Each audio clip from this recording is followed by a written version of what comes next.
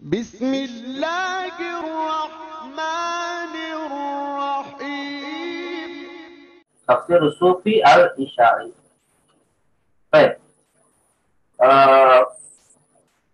Tahaddath Asy-Syaikh Az-Zahabi an tafsir Sufi بعض المسألة أو بعض المسائل التي تتعلق بهذا التفسير. أولا المسألة الأولى هل له أصل شرعي؟ Hal lahu aslun syar'i. Ya. Jadi apakah tafsir sufi ini memiliki dasar secara syariat hingga kemudian tafsir sufi syari termasuk tafsir yang bisa diterima ya dalam ilmu tafsir sebagai salah satu produk tafsir yang makbul. Ya. Nah, beliau menjelaskan hal lahu aslun syar'i, maka Syekh Az-Zahabi mengatakan na'am lahu aslun syar'i ya wa hadzal asl rubbama yumkinu an yurji'a ila thalathati usul. Jadi kita bisa mengembalikan sumber, artinya mengembalikan legitimasi tafsir sufi kepada 3 legitimasi. Ya, al-asul awal isyaratul Quran ilaihi. Al-asul awal isyaratul Quran ilaihi. Ya, asal yang pertama atau sumber yang pertama yang melegitimasi secara syar'i tafsir isyarah yang pertama adalah isyarat Al-Quran sendiri. Jadi Al-Quran mengisyaratkan bahwa tafsir ini sesuatu yang boleh. Ya. Misalnya qauluhu ta'ala famaliha ula'il qaumi la yakaduna yafqahuna haditha wa qauluhu ta'ala afala yatadabbaruna al-Qur'an walau kana min indi ghairillahi lawajadu fihi ikhtilafan katsira wa qauluhu ta'ala afala yatadabbaruna al-Qur'an am ala qulubin aqfaluha. Jadi kalau kita lihat ya akhwat, 3 ayat ini menjelaskan tentang perintah untuk tadabbur ya. Dan juga Allah memberikan semacam kecaman ya kepada mereka. Kenapa mereka tidak la yakaduna yafqahuna haditha?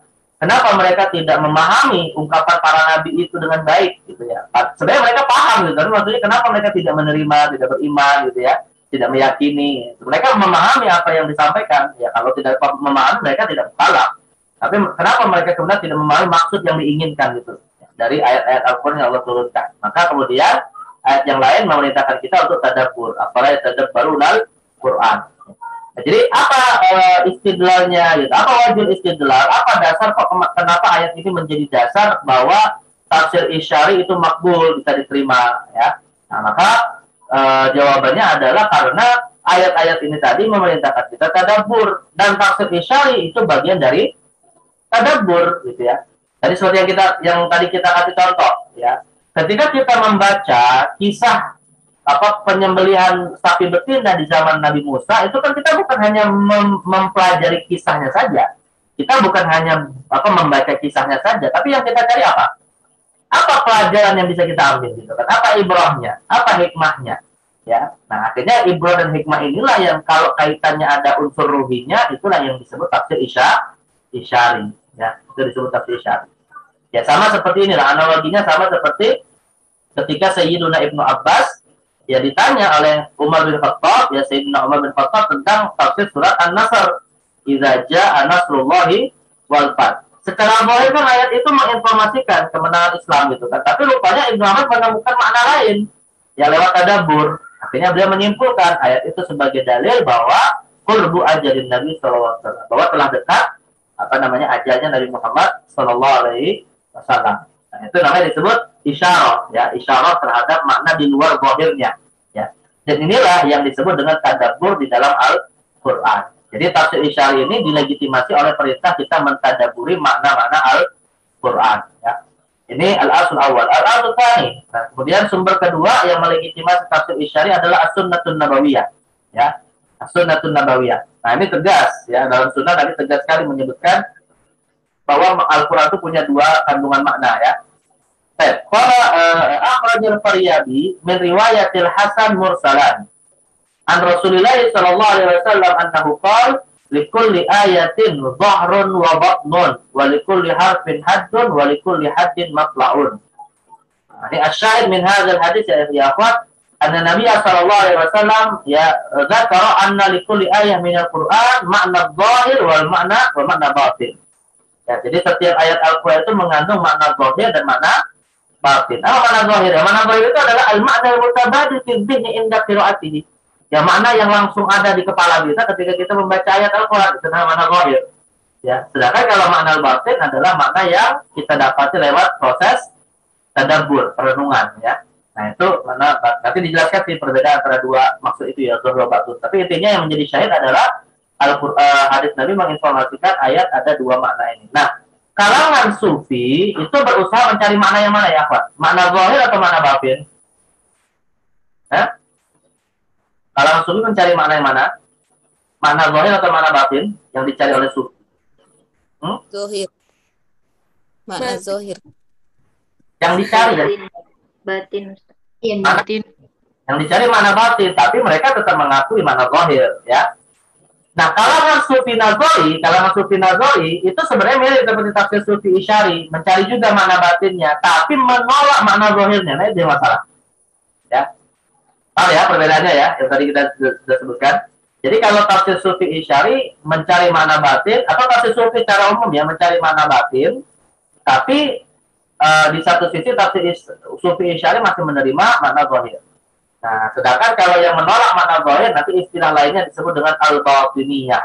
Nah, al-batiniyah inilah yang nanti banyak diingkari oleh para ulama yang mengingkari makna zahir dari suatu ayat dan kemudian mencari makna batin tapi dengan makna yang bertentangan dengan syariat. Nah, itu nanti ada kelompoknya tersendiri disebut batiniyah. Tapi kalau untuk tafsir isyari tidak, mereka tetap sih mencari makna batin tapi tetap mengakui makna zahir dan makna batin yang mereka temukan itu tidak bertentangan dengan syariat ya, walaupun nanti ada persoalan terkait dengan kecocokannya dengan ayat Al-Quran. Tidak bertentangan sih dengan syariat, tapi apakah layak untuk menjadi tafsir Quran? Nah, itu yang nanti dipermasalahkan oleh Syekh Zahabi. Al-Muhim syahidnya adalah di sini dulu. Likulli ayatin dhahrun wa batnun. Akhraj ad-Dailami min riwayati Abdurrahman ibn Auf marfu'an ila Rasulillah sallallahu alaihi wasallam annahu qala Al-Qur'anu tahta al-'arsy lahu dhahrun wa batnun yuhajul ibad. Nah, ini juga menegaskan hadis tadi ya, lahu dhahru wa batnun yuhajul ibad. Jadi Al-Qur'an itu memiliki makna zahir dan batin yang bisa menjadi yuhad. Ya, yuhad itu tadi menjadi tujuan dari para hamba untuk mengenal Allah Subhanahu wa taala. Baik. Fa fi hadainil haditsain tasrihun bi anna Al-Qur'an lahu dhahru wa batnun. Nah, ini kesimpulannya ya. Nah, dalam dua hadis ini tegas Rasul mengatakan Al-Qur'an punya dua makna, dhahrun dan batnun. Tapi apa sih maknanya gitu ya? Apa sih makna zahir dan batin? Faqila zahiruha ay al-ayah lafzuha wa batinuha ta'wiluha. Ya. Jadi ada yang berpendapat yang dimaksud dengan makna zahir di sini adalah lafaznya. Zalikal kitabul la raiba fihi. Lafaznya itu zahir, tapi batinnya adalah takwilnya. Tapi kalau itu maksud tafsirnya ya. Tafsir itu adalah tafsir. Jadi benar-benar seperti itu. Wa qala Abu Ubaidah وقال أبو عبيدة إن القصص التي قصها الله تعالى عن الأمم الماضية وما عاقبهم بها ظاهرها الإخبار بهلاك الأولين ya wahadithun haddatsa bihi an qaumin. Nah, ini seperti yang tadi saya kasih contoh ya, bahwa kisah-kisah yang Allah kisahkan di dalam Al-Qur'an atau misalnya adalah kisah tentang dibinasakannya sebagian kaum, maka itu adalah ya zahirnya apa? Ya zahirnya kisah itu sendiri gitu ya. Jadi zahirnya adalah kisah itu sendiri. Tapi batinnya apa sih batinnya? Wa batinuha wa'dul akharin. Nah, batinnya adalah sebagai pemberi nasihat untuk generasi yang belum dibinasakan. Ya bagi kita, umat Islam gitu ya. Jadi kita mendapatkan kisah kaum Samud, kaum Ad gitu ya. Kenapa mereka dibinasakan? Atau bukan kenapa ya? Kalau zahir kita pertanyakan begini. Apa yang membinasakan mereka? Itu zahir. Ya. Tapi kalau kita bertanya, kenapa mereka dibinasakan? Apa manfaatnya kita tahu mereka dibinasakan? Oh, rupanya mereka ingkar kepada Allah. Nah, itu makna batinnya yang diinginkan oleh Al-Quran. Agar kita tidak jatuh kepada apa yang mereka lakukan. Nah, itu makna batin dari kisah-kisah Al-Quran yang bersifat zahir. Ya. Nah, jadi kita mengambil pelajaran dari kisah-kisah tersebut, bukan hanya sekedar untuk wawasan saja. Ya, wa batinuha wa'dul akharin wa ta'dhirum an yaf'alu kafi'lihim. Fa yahillu bihim mithla ma halla bihim. Ya, maka batinnya itu adalah sebagai peringatan untuk kita agar kita tidak jatuh kepada perbuatan mereka hingga kita pun dikhawatirkan akan dibinasakan seperti mereka. Walakin hadza khasun bil qasas wal haditsu ya'ummu kull ayatin min ayatil Qur'an. Nah, tapi dikomentari oleh Syekh Zahabi. Nah, kalau batin dan zahrunnya itu seperti ini, ya berarti itu cuma terkait dengan kisah-kisah saja. Padahal di dalam Al-Quran kan bukan hanya kisah. Maka makna zahir dan batun, makna zahir dan batnun di dalam Al-Quran ini pun tidak hanya yang disebutkan oleh Abu Ubaidah ini tadi. Ya, karena Imam Abu Ubaidah hanya menyebutkan dari sisi kisah. Ini sebagai tampil ya, sebagai contoh untuk membedakan antara zahru dengan batnun. Bagaimana dengan ayat yang lain yang tidak terkait dengan kisah? Nah, itu yang jadi masalah. Ya, maka ada pendapat lain tentang makna zahru dan batnun itu. Wahaka ibnu Naqib maulan salisan. Wa huwa anna dhahraha ma dhahara min ma'aniha li ahli ilmi. Nah, jadi Ibnu Naqib mengatakan pendapat yang ketiga bahwa yang dimaksud dengan dhahrul Quran adalah apa yang dikaji oleh para ulama dari ulama zahir. Ya, misalnya terkait dengan hukum fikihnya, ya, terkait dengan masalah akidahnya. Itu mana-mana zahir yang ditemukan oleh para ulama yang disebut ulama ahli zahir. Wa batnuha ma tadammanathu min al-asrar allati attala Allah atau atla Allah 'alaiha ahlul haqa'iq. Nah, sedangkan makna batin itu adalah rahasia-rahasia yang Allah hanya tampakkan ya maknanya itu kepada orang-orang yang disebut ahlul haqiqah. Jadi ahlul haqiqah itu yang mereka tidak hanya membaca ayat itu dari sisi hukumnya saja, tidak membaca ayat itu dari sisi aspek keyakinannya saja, tapi melihat apa sih yang menjadi hakikat yang Allah inginkan dari ayat tersebut. Ya. Nah, itu makna yang ketiga yang disebut dengan batun oleh Imam Ibnu Naqib. Ya. Baik, nah ini isyarat, intinya adalah isyarat sunnah ya, bahwa tafsir isyari itu dilegitimasi dari sisi makna batnunnya, ya, makna batinnya tadi. Nah, yang ketiga adalah asal sahabat, ya. Legitimasi yang ketiga juga datang dari kalangan sahabat Nabi Shallallahu Alaihi Wasallam. Ya, datang dari sahabat Nabi Shallallahu Alaihi Wasallam, yang mana sahabat Nabi diriwayatkan, ya, juga ya semacam mengisyaratkan melakukan penafsiran secara isyari, ya. Nah, di antaranya ini ada dua nih ya, ada dua. Pertama adalah aqwaluhum, ya, perkataan-perkataan mereka yang mengakui adanya tafsir isyari, ya. Akhraja Ibnu Abi Hatim min tariqil Dhahhak an Ibnu Abbas annahu qala. Ibnu Abbas mengatakan innal Qur'an dzu syujud wa kunun wa zuhur wa butun. Nah, ini ya syahidnya ya. Jadi Al-Qur'an itu memiliki zuhur wa butun, memiliki makna zahir, memiliki makna batin, ya. La tanqadi ajaibuhu, yang mana keajaiban Al-Qur'an tidak akan pernah habis, ya. Wala tublaghu ghayatuhu, tidak akan ada yang sampai kepada batas akhir Al-Quran. Faman awwala fihi birifqin najah. Barang siapa yang memasuki Al-Quran itu dengan cara yang lembut, dia akan, artinya dengan sesuai kaidah-kaidah penafsiran yang benar, maka dia akan selamat. Wa man akbara fihi bi'anfin hawa. Dan barang siapa kemudian menolaknya dengan keras, hawa, dia akan jatuh kepada kebinasaan. Akhbar wa amsal, di dalamnya terdapat banyak informasi dan perumpamaan. Wa halal wa haram wa nasi wa mansuh wa muhkam wa mutasyabih. Ya, ini isi kandungan Al-Quran. Wa zahru wa batnun. Nah, kemudian beliau mengatakan fa zahru tilawah. Zahir dari Al-Quran adalah lafaz Al-Quran. Tilawah itu lafaz Al-Quran. Wa batnuhu at-ta'wil, dan batinnya adalah makna yang dikandung melalui proses perenungan ta'wil. Fajalisu bil ulama wajanibu bihi sufaha. Maka ya duduklah bersama dengan para ulama dengan Al-Quran dan jauhilah orang-orang yang bodoh. Wa ruya an Abi Darda annahu qala la yaqaw rajulu kullal fiqh hatta yaj'al lil Qur'an wujuhan. Nah, kata Abu Darda, tidaklah seseorang itu memiliki pemahaman yang luas sampai dia menjadikan Al-Quran itu memiliki banyak makna. Sampai dia menjadikan Al-Quran memiliki banyak kemungkinan makna-makna yang ditemukan. Wujuhan itu banyak makna. Wa Ibnu Mas'ud annahu qala man arada ilmal awwalin wal akhirin falyutawwil al-Qur'an. Nah, barang siapa yang ingin mendapatkan ilmunya generasi awal dan generasi akhir, falyutawwil al-Qur'an. Hendaknya dia senantiasa merenungi kandungan Al-Qur'an. Ta'ir itu artinya dia masuk ke dalam Al-Qur'an secara mendalam. Jadi aqwalus sahabah hadhihi, ya, dalla ala anna lil Qur'an ma'ani batinah, ya, ma'ani alladzi la ya'rifuha illa man yatadabbar. Ya, jadi perkataan para sahabat ini menunjukkan ada makna-makna Al-Quran yang tidak bisa sederhana kita terima, tidak bisa kita dapatkan maknanya begitu saja.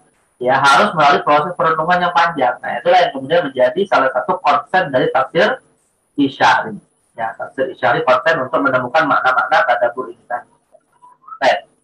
Nah, kemudian rupanya tafsir isyari ini pun diisyaratkan bahwa para sahabat pun melakukannya, ya. Tadi sudah saya singgung ya sebagiannya. Nah, ini Marwah Bukhari an Ibnu Abbas radhiyallahu anhu annahu qala kana Umar yudkhiluni ma'asyihi Badrin.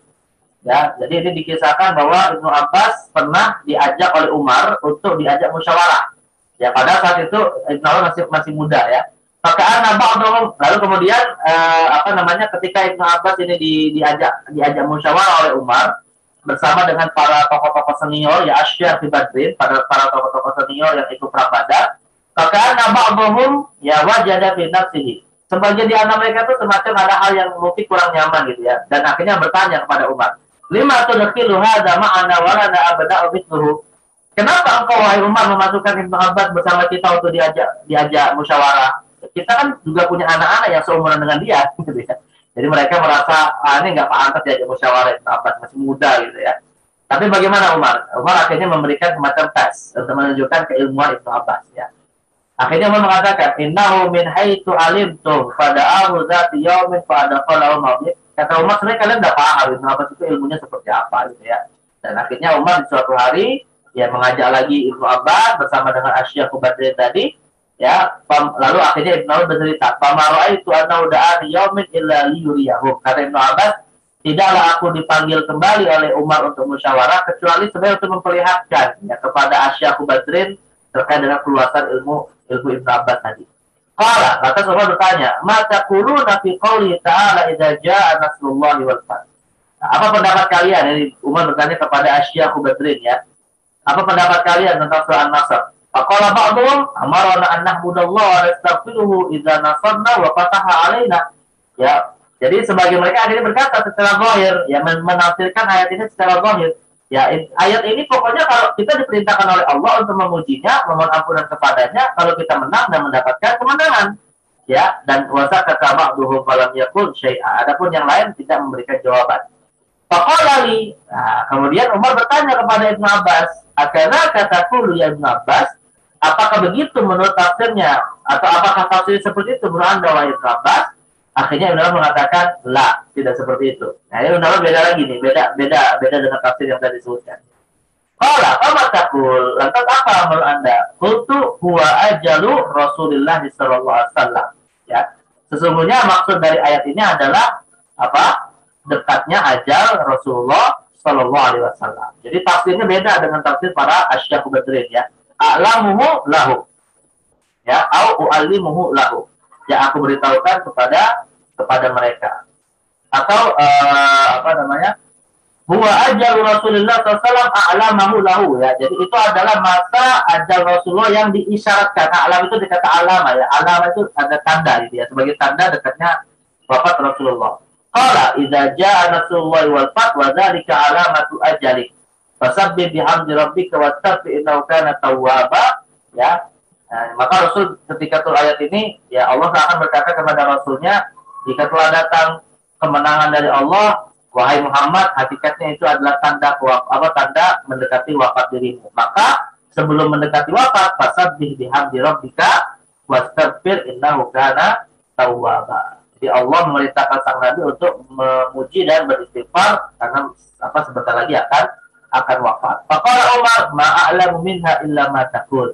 Akhirnya Allah mengatakan, aku tidak mengetahui ada yang menafsirkan seperti itu kecuali engkau wahai Ibnu Abbas. Nah, jadi ini isyarat ya, Pak ya, atau riwayat ini menjadi dasar bahwa para sahabat itu bukan saja mengakui Al-Quran itu ada dhahrun dan batnun, tapi bahkan mempraktekkannya di dalam menafsirkan Al-Quran. Ya. Baik, nah ini menunjukkan kepada kita bahwa tafsir As-Sufi Al-Isyari termasuk tafsir yang makbul ya, tafsir yang diterima oleh para sahabat dan para ulama. Nanti beda dengan tafsir Sufi Nazari yang banyak menolak ya. Nah, contoh yang lain, wa aidan, ini mirip seperti tafsir sebelumnya ya. Wa aidan ma warada min anna ulama nazala qaulu ta'ala fi suratil Maidah. Al-yawma akmaltu lakum dinakum wa atmamtu lakum ni'mati wa raditu lakum al-Islam madina. Jadi ketika turun ayat ini surah Al-Maidah, farihas sahabah wa baka Umar radhiyallahu taala anhu. Nah, ketika turun ayat ini yang menunjukkan Islam telah sempurna, Allah telah ridho dan seterusnya, para sahabat pada senang, pada gembira, gitu ya. Para sahabat pada senang, pada bergembira karena Islam telah sempurna dan Islam telah dimenangkan oleh Allah. Tapi sebaliknya, wa baka Umar. Tapi sebaliknya Umar malah bersedih. Ya, waqal, ya lantas kemudian Umar berkata, ma ba'dal kamal illa naqs. Tidaklah sesuatu itu telah menjadi sempurna kecuali pada sisi yang lain akan ada yang berkurang. Ya. Tidaklah sesuatu sempurna kecuali ada sisi lain yang berkurang. Artinya tidaklah Islam itu sempurna, ya, agama itu telah sempurna, ya kecuali ada yang berkurang. Apa yang berkurang itu apa? Yang berkurang di sini adalah wafatnya pembawa risalah, yaitu Nabi Muhammad Sallallahu Alaihi Wasallam. Yang mustasyiron na'yahu alaihi salatu wassalam, di mana beliau merasa na'yun itu ini ya, na'yun itu informasi atau alamat tanda-tanda seseorang wafat itu disebut na'yun. Ya, di mana beliau merasa bahwa ini tanda akan dekatnya wafat Rasulullah Sallallahu Alaihi Wasallam. Ya. Faqad akhraja Ibnu Abi Syaibah anna Umar radhiyallahu taala anhu lamma nazalatil ayah baka faqala Nabi sallallahu alaihi wasallam ma yubki. Ya, bahkan kemudian disebutkan dalam riwayat Ibnu Abi Syaibah ya fi Musannaf, ketika turun ayat ini Umar bin Khattab lantas menangis dan Nabi akhirnya bertanya, "Ma yubki, apa yang membuat engkau menangis wahai Umar?" Qala abkani anna kunna fi ziyadatin min dinina. Ya, aku menangis bukan karena bertambahnya agama atau bukan karena sempurnanya agama ini. Aku bukan menangis karena sebab itu. Ya, fa amma idza kamula fa innahu lam yakmul syai'un illa syai'un qattu illa naqsa. Ya, karena biasanya tidaklah sesuatu itu sempurna kecuali ada hal lain yang akan berkurang. Nah, ini sebenarnya ini isyarat gitu ya. Jadi Umar itu tidak mengatakan engkau akan meninggal ya Rasul, enggak begitu gitu ya. Jadi Umar mengatakan ya kalau sesuatu itu sempurna pasti akan ada yang berkurang ya. Nah, Rasul sudah menangkap ya, Rasul sudah memahami apa yang dimaksud oleh Umar. Akhirnya Rasul mengatakan sodakta, engkau benar wahai Umar. Artinya apa ya, Ahwat? Seakan ya Rasul pun mengakui bahwa tafsir isyarat itu diterima. Buktinya Rasulullah mengakui dan menerima pemahaman Umar yang bertentangan dengan zahir ayat. Ya. Bukan bertentangan sih. Rasul menerima makna batin yang dikemukakan oleh Umar yang itu sebenarnya tidak sesuai dengan makna zahirnya gitu ya. Nah, tapi diterima oleh Rasul dan Rasul mengatakan sodakta, engkau benar wahai Umar. Nah, ini beberapa kisah yang mengisyaratkan adanya atau yang menjelaskan tafsir isyarat sesuatu yang diterima oleh syariat. Maka apa? Bagaimana kedudukan atau bagaimana penilaian Syekh Az-Zahabi terhadap tafsir isyari ya setelah menjelaskan asal syar'inya? Ya, faqal kulna ya tafsir isyari fil mizan kulna innal Qur'an lahu dhahrun wa batnun. Betul, kita sepakat bahwa Al-Qur'an itu adalah memiliki makna zahir dan batin. Wa lihadza ishtaratu li sihhatil ma'na al-batin syartaini asasiyain. Tapi ya dengan catatan bahwa untuk bisa diambilnya makna batin yang akan dicari oleh kalangan sufi ini tadi harus disyaratkan dua hal agar makna batinnya itu diterima dan benar. Ya. Apa syaratnya? Yang pertama, an yasihha ala muqtadadh zahir al-muqarrar fi lisan al-Arab bihaitsu yajri ala al-maqasid al-arabiyyah. An yasih itu artinya dia tetap berpegang kepada makna zahir yang itulah makna yang ditemukan menurut bahasa Arab ya. Sebelum mencari makna-makna lain selain makna zahir. Artinya tadi yang saya katakan di awal harus mengakui makna zahir itu termasuk makna yang diinginkan oleh Al-Quran. Ya. Jadi tidak menyimpangkan makna Al-Quran kepada hal yang lain dulu. Ya, pahami dulu makna zahir dari Al-Quran. Nah, yang kedua, an yakuna lahu syahidun nassan aw zahiran fi mahallin akhar yashhadu li sihhatihi min ghairi mu'arid. Dan yang kedua, makna batin yang mereka atau makna batin yang ingin ditegaskan itu tadi haruslah memiliki syahid. Makna syahid ya, Akhwat? Makna syahid harus memiliki dalil. Ya, jadi makna batinnya itu tidak makna batinnya itu bukan berarti makna liar yang tidak ada dasarnya gitu ya. Jadi haruslah makna batinnya itu ada syahid, ada dalilnya. Syahid itu dalil. Apakah syahidnya itu minan nas? Apakah syahidnya itu dari ayat Al-Quran, nas, ataupun hadis Nabi? Al-Zahiran fi mahallin akhar, atau nas yang lain lah ya, atau nas yang lain yang bersifat zahir yang itu ditemukan dalam ayat ataupun dalam hadis yang lain. Yashhadu li sihhati min ghairi mu'arid, yang memberikan kesaksian akan kebenaran makna batin tadi min ghairi mu'arid, tanpa adanya dalil lain yang bertentangan. Ya, jadi bukan makna yang bertentangan dengan dalil yang lain lah.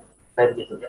Amma syartul awal fadhahir min qaidati qaulil Qur'an Arabiyyah. Apa dasarnya? Kenapa dua syarat ini harus ada ya? Nah, syarat yang pertama, kenapa kok harus sesuai dengan bahasa Arab? Ya, kau liqaulil Quran Arabian, karena Al-Quran berbahasa Arab, jadi harus dipahami berdasarkan bahasa Arab dulu. Jangan dicari mana-mana yang lain ya, sebelum kita memahaminya berdasarkan konteks bahasa Arab. Ya. Wa amma syartut tadi, adapun untuk syarat yang kedua, fali annahu in lam yakun lahu syahidun fi mahallin akhar aw kana lahu mu'aridun sara min jumlatid da'awa. Nah ini. Untuk syarat yang kedua, kalau seandainya makna batin yang tadi ditemukan tidak memiliki dalil, ya, atau dia ditemukan dalil yang malah bertentangan dengannya, sara min jumlatid da'awa. Maka tafsir batin tadi ya semata-mata klaim saja. Klaim itu kan artinya ya semata-mata praduga yang nggak ada dasar, gitu ya. Allati tudda'a al-Qur'an, itu klaim yang didakwakan kepada Al-Qur'an. Wa da'wa al-mujarrada 'anid dalil ghairu maqbulah bi ittifaqil ulama. Dan klaim-klaim kosong tanpa adanya dalil, yaitu tidaklah diterima ya, berdasarkan kesepakatan para ulama. Nah, jadi isyaratnya bahwa atau penjelasan ini ya tafsir isyarat fil mizan seakan Syekh Az-Zahabi ingin mengatakan bahwa kalangan sufi kalau ingin menafsirkan Al-Quran dengan tafsir isyari harus memenuhi dua syarat. Ya. Jadi pertanyaannya ya apa syarat tafsir isyari itu bisa diterima? Nah, dua ini. Ya, an yasihha ala muqtadadh dhahir al-muqarrar bi lisan Arab, dan yang kedua an yakuna lahu syahidun nassan ya yashhadu li sihhatihi min ghairi mu'arid. Jadi ada dua syarat dipenuhi. Pertama, mengakui makna zahirnya sebagaimana bahasa Arab menjelaskan, dan yang kedua adalah memiliki dalil yang menguatkan makna batin yang dimaksudkan di dalam suatu penafsiran ayat, dan tidak ada dalil lain yang kontra terhadap atau tidak bertentangan dengan tafsir batin itu. Ini tafsir sufi isyari. Ya. Nah, kesimpulannya maka kata Syekh Az-Zahabi, idza arafna hadza kulluhu thumma dhahabna nasta'rid ala dhawi aqwal al-qaumi fi ma'ani al-Qur'an al-batinah wajadna katsir minha yumkin an yakuna min qabil al-batil as-sahih wa katsir minhu aidan aw minha aidan huwa min qabil al-batil al-fasid al-marfud. Jadi Syekh Az-Zahabi mengatakan, nah kalau kita kemudian ya setelah memahami konsep ini tadi dan juga dua syarat yang tadi disebutkan, lantas kita kemudian menguji ya. Nanti akan kita baca ya Pak ya, tafsir-tafsir sufi dalam kajian Syekh Az-Zahabi. Kalau kita kemudian menguji ya berdasarkan apa yang disampaikan oleh al-qaum, apa yang disampaikan oleh kalangan sufi ketika menafsirkan Al-Qur'an dengan makna batin, maka kita bisa simpulkan wajadna al-katsir minha, kita akan dapati ya tafsir mereka kebanyakan bisa dikategorikan min qabilil batin as-sahih. Ya bisa dikategorikan sebagai tafsir batin yang diterima yang sahih. Tapi juga tidak sedikit ya wa katsir minhum aidan wa katsir minha aidan, juga tidak sedikit bahwa tafsir-tafsir yang datang dari mereka pun malah ada yang bersifat al-batinul fasid, termasuk dikategorikan tafsir batin yang fasid, ya, yang rusak, yang tidak diterima kalau tidak memenuhi dua atau salah satu di antara dua syarat ya. Walakin ijlaluna li haula'il mufassirin wa wutuqina bihim min an-nahiyatil ilmiyyati wa diniyah. Tapi Syekh Az-Zahabi mengatakan ya, namun karena kita tetap menghormati mereka, karena kita tetap mendudukkan kedudukan mereka yang mulia dan percaya terhadap kualitas ilmu dan agama mereka, wa'tirafu fi tafsirihim allati naqalna anha bil ma'ani adh-dhahira lil Qur'an, sekaligus mereka juga mengakui masih menerima makna-makna zahir yang ada dalam Al-Qur'an, wa inkaruhum ala man yaqulu bi batinil Qur'an duna zahirihi, sekaligus mereka mengingkari kalau ada yang mengklaim bahwa Al-Qur'an hanya memiliki makna batin saja, itu mereka ingkari, itu kalangan sufi yang masih diterima tadi. Kullu hadza yaj'aluna nuhsinu dhanna bil qaum. Itu semua membuat kita masih bisa berprasangka baik ya kepada kalangan sufi kalau seandainya ada di antara tafsir batin mereka itu yang sedikit agak menyimpang gitu ya. Itu kita masih berhusnudzon bahwa itu tidak mereka lakukan atas dasar penyimpangan kepada agama. Panahmilu amsala hadil ma'ani ala annaha laysa min qabil tafsir. maka kita akan menganggap kalau ada makna-makna batin yang itu tidak sesuai dengan penafsiran Al-Quran yang sebenarnya, ya kita anggap itu bukanlah sebagai tafsir. Tapi apa? Wa inna ma hiya dzikru minhum linadhiri ma warada bihil Qur'an. Tapi ini semacam nadhirul Qur'an gitu ya. Apa ya, kalau dalam bahasa gitu tuh semacam perenungan saja lah. Ya, semacam kontemplasi gitu ya. Perenungan yang mirip-mirip seperti tafsir Qur'an gitu ya. Fa inna nadhir yuzkaru bin nadhir kama qala Ibnu Shalah fi Fatawa. Karena sesuatu yang semisal bolehlah dia disamakan dengan sesuatu yang semisal dengannya. Jadi kalau misalnya begini Akhwat, ada tafsir-tafsir mereka itu kayaknya nggak masuk akal itu sebagai tafsir Quran gitu ya, karena menyimpang jauh misalnya. Tapi maknanya nggak salah gitu ya, maka kita berhusnuzon itu sebenarnya bukan tafsir, tapi mereka sedang melakukan refleksi, mereka sedang melakukan perenungan-perenungan. Ya akhirnya dalam tanda kutip dicocokologikan kepada ayat Al-Quran untuk membenarkan perenungan itu tadi. Tahu ya, ini jadi selama mereka masih dengan 3 syarat tadi ya. Apa syaratnya? Yang pertama kita memuliakan mereka dari sisi kedudukan ilmu dan agamanya. Yang kedua, mereka masih mengakui makna zahir dari Al-Quran. Dan yang ketiga, mereka mengingkari maknanya itu haruslah dibatasi secara batin. Kalau ketiga syarat ini, maka kalaupun ada penafsiran secara batin dari kalangan sufi yang agak sedikit melenceng dari metode penafsiran yang benar, maka kita sebut itu bukan tafsir, tapi masih bisa diterima karena maknanya tidak keliru dan tidak salah. Ya, misalnya seperti begini ya, Akhwat. Misalnya seperti hadis hubbul watan minal iman. Ya, cinta negeri termasuk iman. Itu hadis atau bukan? Hadis atau bukan? Ya, sebenarnya bukan hadis. Ya, banyak ulama mengatakan itu bukan hadis. Ya, tapi maknanya bisa diterima nggak? Hah? Bisa terima maknanya gitu ya, karena cinta pada negeri itu bagian dari fitrah manusia yang kita harus bela terhadap negeri yang harus kita jaga. Ya, maka dikatakan sebagai salah satu tanda keimanan kita. Itu boleh saja dipahami seperti an-nazafatu minal iman gitu ya. Itu kan bukan hadis sebenarnya. Tapi maksudnya dari sisi mana dia tidak bermasalah. Maka tafsir-tafsir sufi itu seperti itu gitu ya. Jadi ada makna-makna sufi ketika menafsirkan Al-Quran yang maknanya tidak ada masalah. Walaupun ketika dikaitkan dengan ayatnya, kayaknya nggak nyambung gitu dengan ayatnya gitu ya. Nah, itu nanti akan dicontohkan ya dalam kajian-kajian tafsir sufi di kitab ini insyaallah. Baik, ya. Nah, ini kesimpulan akhir terkait dengan nilai atau kedudukan dari tafsir sufi al-Isyari ya. Baik. Nah, yang terakhir ya, Akhwat, ya, masih terkait dengan tafsir sufi, pembahasan yang terakhir adalah ahammu kutubit tafsir al-Isyari. Apa saja sih kitab-kitab tafsir Isyari ya yang disebut oleh Syekh Az-Zahabi? Nanti akan kita baca ya penjelasan beliau di dalam kitabnya Tafsirul Fasirun. Nah, ini saya tambahkan juga kalau kalian misalnya ada yang ingin mendownloadnya, ini bisa di-download nih. Almishkat.net ini adalah link untuk download kitabnya ya. Saya baru menemukan beberapa. Nah, ini ada sekitar 11 kitab yang itu termasuk dikategorikan kitab tafsir al-Isyari. Ya, pertama Tafsirul Qur'anil Azim Litustari. Ya. Nah, ini bisa di-download di almishkat.net. Kemudian yang kedua, Haqa'iqut Tafsir Lis-Sulami. Kita download juga. Ya, At-Talis Ara'isul Bayan fi Haqa'iqil Qur'an di Abi Muhammad Asy-Syirazi. Nah, ini saya belum menemukan nih link downloadnya. Kemudian At-Ta'wilat An-Najmiyah li Najmiddin Dayah wa Ala'id Dawla As-Sunnani. Ya, lalu Al-Khamis At-Tafsir Al-Mansub li Ibnu Arabi. Wasadis Laqaiful Isyarat lil Qushairi.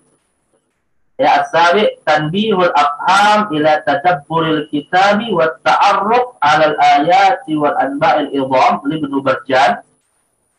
Ya, al-Atamin Riyadul Azhar wa Kanzul Asrar lil Qurubi.